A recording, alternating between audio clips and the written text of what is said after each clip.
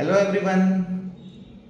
મિત્રો, આપણે બધાએ કેટલી બધી જગ્યાએ વાંચ્યું પણ હશે અને કેટલા બધા લોકોને આપણે એ કહેતા પણ સાંભળ્યા હશે કે હંમેશા ભવિષ્યનો પ્લાન કરો.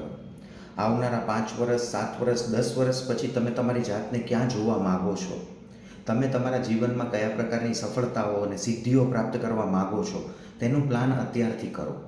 અને આ બિલકુલ સાચી બાબત છે, જેને આપણે લોંગ ટર્મ વિઝન કે લોંગ ટર્મ પ્લાન તરીકે ઓળખીએ છીએ.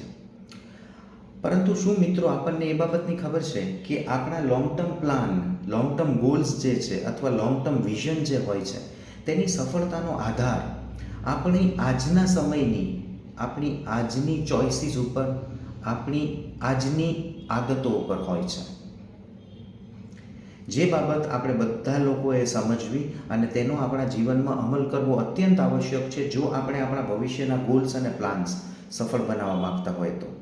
જેમ કે આજના સમયની આપણી ખાવા પીવાની આદતો કેવી છે, કારણ કે તે જ બાબત નક્કી કરશે કે ભવિષ્યમાં આપણું સ્વાસ્થ્ય કેવું હશે.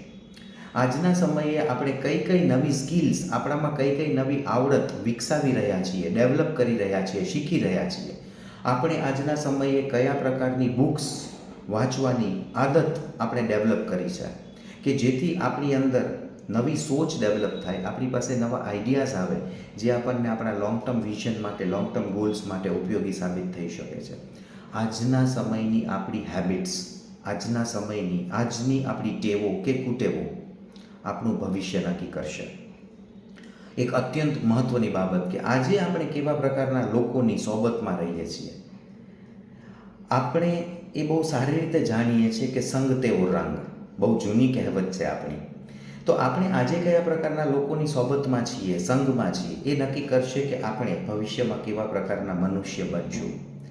અત્યારે શું આપણી અંદર, આજના સમયે શું આપણી અંદર નાના નાના ગોલ્સ સેટ કરવાની અને નાના ગોલ્સને એચીવ કરવાની આપણામાં આદત છે કે નથી, એ બાબત ઉપરથી નક્કી થશે કે આપણે આપણા long term goals, long term visions ને એચીવ કરવા માટે આપણે કેટલા પ્રયત્નો લગાવીશું.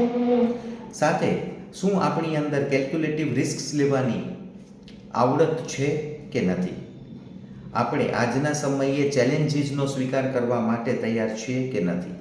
આ બધી બાબતો, આ બધી આપણી આજની આદતો જે હશે, આજની આપણી જે ચોઇસીસ હશે, તે નક્કી કરશે કે આપણું ભવિષ્ય કેવું બનશે અને ભવિષ્યમાં આપણે કયા પ્રકારના મનુષ્ય બનશું.